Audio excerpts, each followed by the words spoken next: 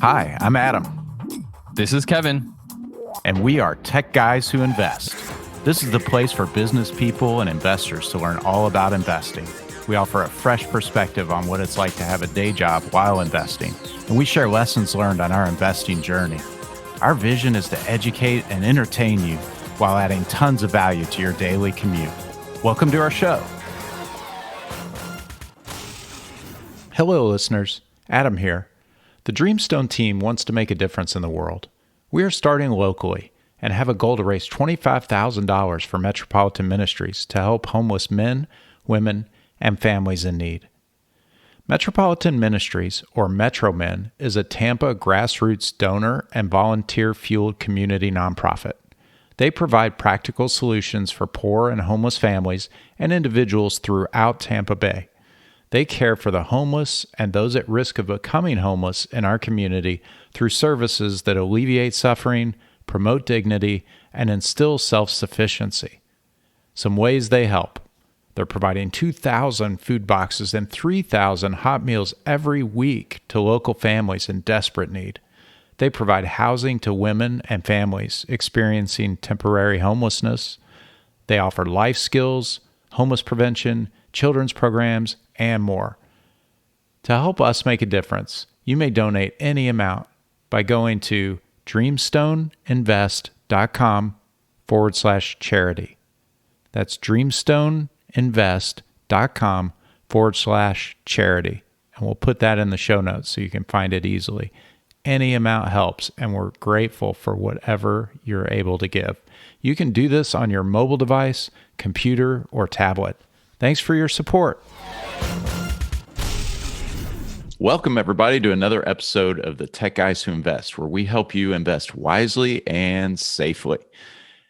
If you enjoy this show, we would love it if you would help us meet our goal of increasing our number of reviews so we can reach more people to help them escape the rat race. It's easy to do. Just give us a 5-star rating on your Apple player, or give us a good review on whatever podcast player you're listening to the show on.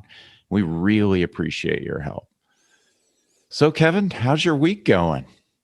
The week's going well. So recently I maxed out my self-directed IRA because they had extended it to May, but I actually was able to get that last contribution in on April 1st. So I was happy about that. So for those of you that don't know, you don't have to stop contributing to your, I think 401k applies to, but I know for certain self-directed IRA, you can contribute that following year up until the tax day. So if it was normal, no pandemic or anything, it would have been April 15th. So for 2020, I could have contributed money to that account till April 15th, 2021, but it got extended. So that deadline got extended as well. And I recently learned that there's a way that you can add more than this, the maximum 6,000 to your self-directed IRA. Oh, and really? I confirmed this with one of the self-directed IRA experts in my network. You can roll over what you have in your 401k into your self-directed IRA, and it doesn't count towards your contribution. So Nice. if I've put, let's say, 5,000 in, I'd only have 1,000 left for the year. If I had 10,000 in my 401k that I wanted to roll over, I could absolutely do that, and it would be at no penalty to me, no maximum contribution limit. The only thing is you have to have a 401k custodian at your employer that allows you to do an active withdrawal. Okay. So that is probably a key thing. Or if you were like to get a new job or something, then you end that 401k and then roll it over to a self-directed IRA. But an active withdrawal is a possibility. And that's not just a little pro tip for you for the day. That's pretty awesome, man. And congrats on getting that done. I mean, that's really cool. I love how you're just continuing to chip away at things and build that up, man. That's awesome. Yeah. So if you're listening to this, I got money to lend. Let me know. I'm more than happy to lend out a few $1,000s, and obviously secured. I wouldn't do an unsecured loan. Just couldn't do it. Not even if you 15%, 20% interest. I just, it's too risky for me. I don't want to lose that money. But yeah, if you listen to this, I'm more than happy to continue originating notes in my self-directed IRA.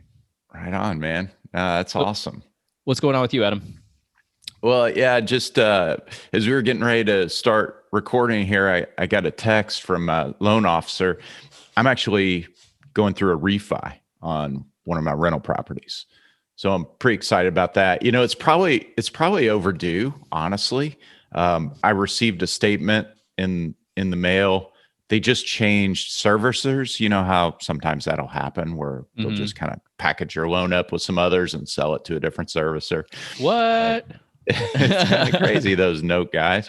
But that happened, and I got my new statement, and maybe because it was different and I wasn't used to seeing it, that interest rate I'm paying really stood out to me. And while it used to be not a bad rate, it's high compared to what you can get now.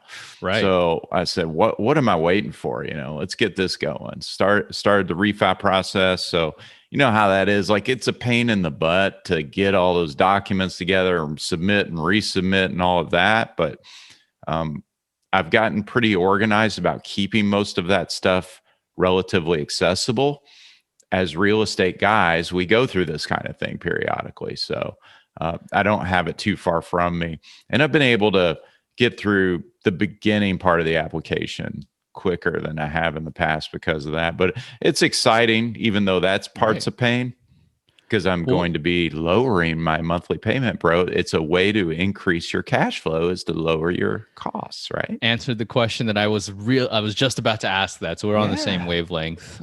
You basically are considering the price of money. So the interest rate that you're being Yeah. charged, that's the price of your money, and that monthly payment is incorporated in that. So if your rent, if you have that spread there, that's where your cash flow comes in. So that's awesome, man. Congrats.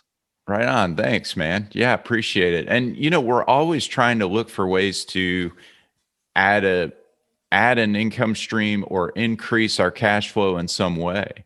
And right now, it's really difficult in the real estate market to find deals that cash flow. It, I mean, whether you're talking about single family or you're talking about multifamily, it's very difficult because the market's on fire. It People just are, keeps going up. Everything oh keeps my going up. gosh, it's ridiculous the way people are overpaying on stuff. I think there are a lot of reasons for that, but looking for ways to increase the cash flow, this is one of them. So, Yeah, notes are the same way. Things are steadily being higher priced, and mm, it's just, man, what's going on here? And I think that there's still a case to be made going direct to seller. If you can find those hidden gems through things like public records or through networking, maybe even off of Craigslist, you find somebody. That's where the motivated seller comes in. That's where the negotiation is going to be. You're not going to pay full price, chances are, if you can do the negotiation the right way. So that's just another pro tip. well, We're all about pro tips today. oh man, that's part of the grind, right? Like that's part of the grind, and it's not easy, and it takes time, and so to do that, to find those hidden gems, to be working on contacting people, you're working a lot to do this. And for those of us who have day jobs and are doing this as a side hustle, you can find yourself working a lot of hours, and eventually you can start to get burned out if you're Yeah. not maintaining that sustainable pace, right? So that's what we wanted to talk about today is burnout. What is that? Battling. What do you do about it? Sometimes it's funny because burnout, it's not something you recognize till you're really burnt out. Right. At least in my opinion, you start to, like, there's signs of it. For me, I get irritable, or I get frustrated that I'm not doing enough, even though I've done a bunch of stuff, or I've had a good day. But the first thing at the end of the day that I think about is I didn't do enough. I didn't, whatever it might be. I didn't analyze this note. I didn't read anything pertaining to note investing or marketing. And then that sees itself and cascades this whole thought process of it ruins my day. Long story Yeah. short, it ruins my day, and it's not something that's pleasant. And I understand, for my girlfriend, it's not pleasant to be around either, because we could have had this amazing day just hanging out, and then the next thing you know, a switch hits. I'm like, I didn't do anything all day, and then I get frustrated, and then that enough of those, then I started to realize, I guess maybe I am burnt out. Yeah, man, it's kind of interesting. We're talking about this because you and I expressed to each other that we're both feeling a bit of it, Yeah. and I think we've both been working really hard for a long time, and eventually it just sort of catches up with you. And you have to, at that point, you have to just sort of step back, give yourself the recovery you need, because recovery is really important. I think that's what a lot of high achievers put on the back burner. And when they get out of balance, I think that's the piece that's missing usually, is the recovery. But it's important. If you think about weightlifting or, Yep. any kind of exercise, you have to have the recovery time. You can't just Oh lift, yeah. lift, right? Absolutely. You got to sleep, you got to eat, you got to rest. All of those things are important. And with investing, I'll tell you, in the burnout, in the midst of it, when you're in it, you just think about, I just want to quit. What's this even worth? Why am I Yeah. doing this? I should just, like, ignorance is bliss. Why do I even want to continue? So I go through all of those thought processes, and you have to go back and think about why you're doing it. What's the point in doing all this? Remembering even the people you do it for, but more so internally. Like, why? It's a great time to reflect. And you may come to the point, to the honest truth, that maybe it's not for you. And that's also okay. There's a level of honesty you need to have with yourself. And what I did is I looked to my mentor. I said, hey, this is what I'm experiencing. How can I get out of this? Am I thinking about this the wrong way? Am I doing too much? All of those things are important to consider when battling the burnout, because the burnout isn't just happening because you're in the space, right? There's a reason why you're burning out. And for me, I tend to burn out when I'm overwhelmed or feeling like I'm just treading water and not swimming in a particular direction. Yeah, man, you said a lot of really good things in there that resonate with me as well. And a couple things I think about are, one, when I first got started, I want to rule the world. I want to make all my dreams happen, and I want it now. So I'm going to work as hard as I can to make it happen. And you think about that, and a lot of experienced people who are successful and made it say, just don't give up. Tenacity and never giving up is the key to it.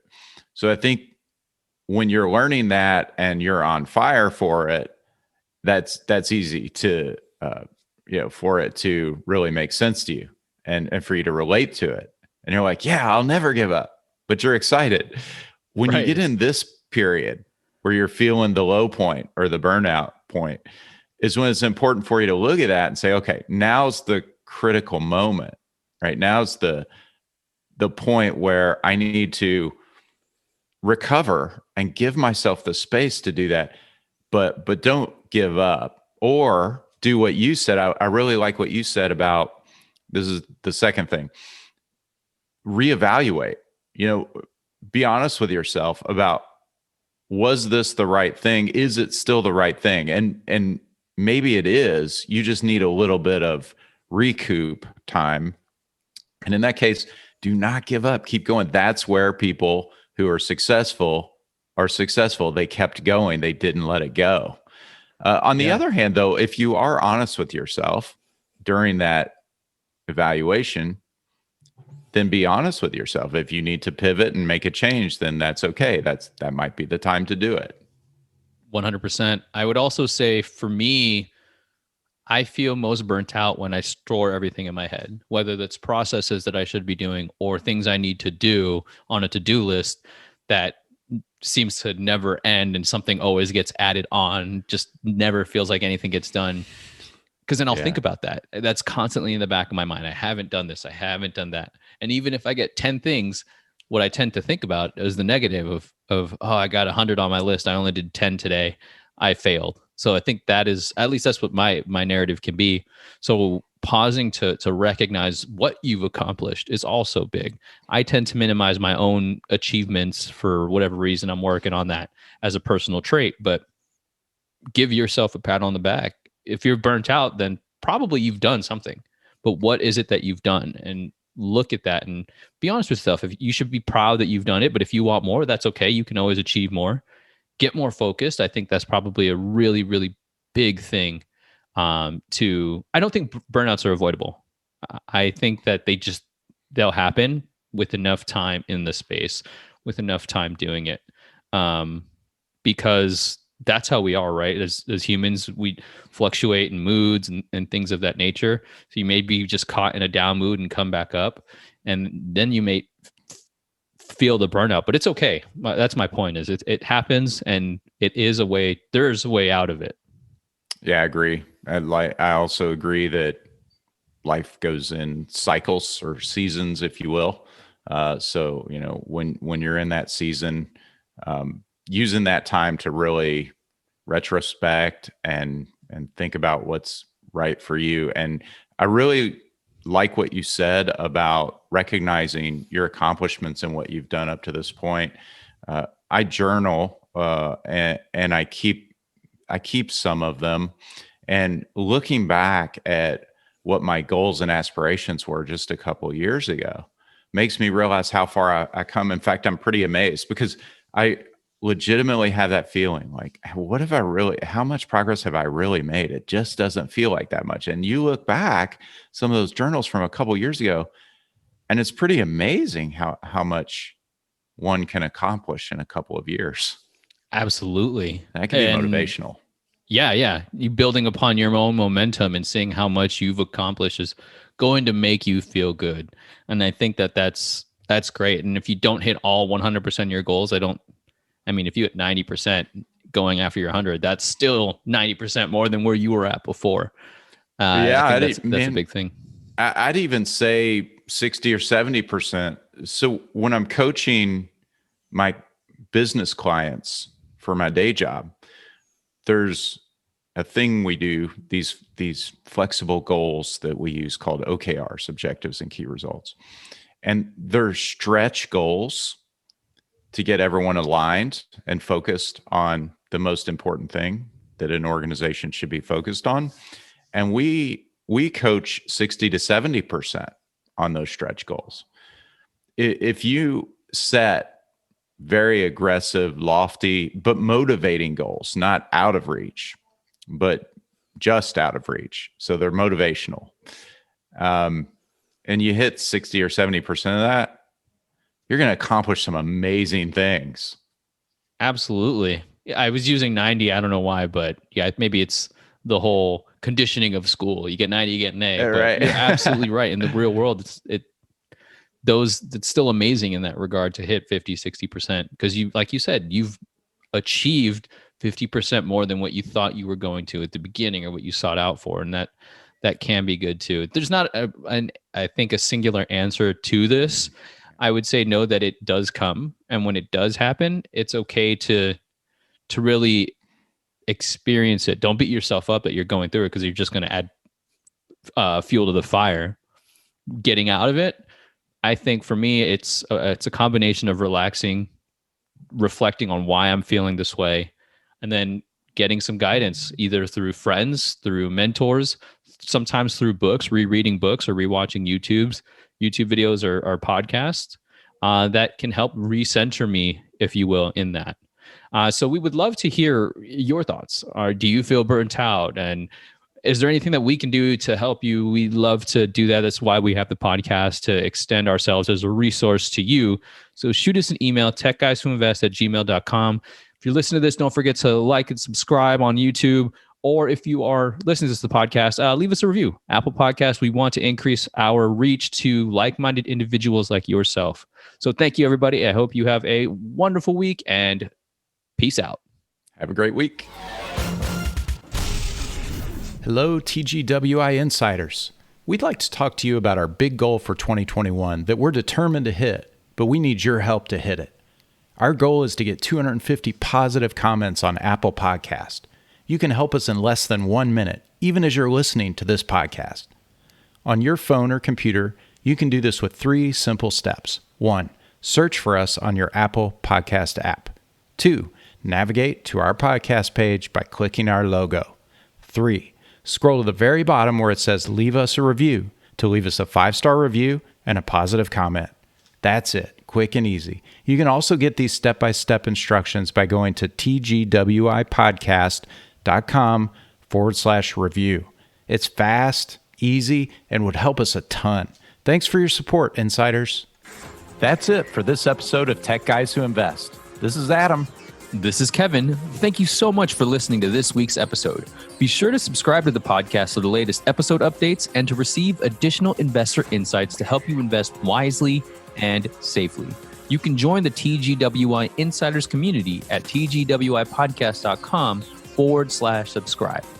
Lastly, we would love to connect with you. The best way to reach us is by sending us an email at techguyswhoinvest@gmail.com.